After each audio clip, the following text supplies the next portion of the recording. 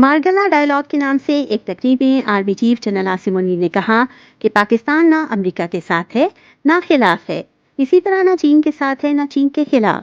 دنیا میں جو بھی تنازع ہے اس کا حصہ ہم نہیں بنیں گے، اگر امن کے لیے کام ہوا تو اس کا حصہ ضرور بنیں گے۔ پاکستان اسی پالیسی پر عمل کرتا رہے گا۔ خدشہ یہ ہے کہ ڈونلڈ ٹرمپ کے آنے کے بعد چین اور امریکہ کے درمیان سرد جنگ میں مزید تیزی آئے گی۔ امریکہ باقی ملکوں سے کہہ سکتا ہے کہ چین سے دوری اختیار کریں۔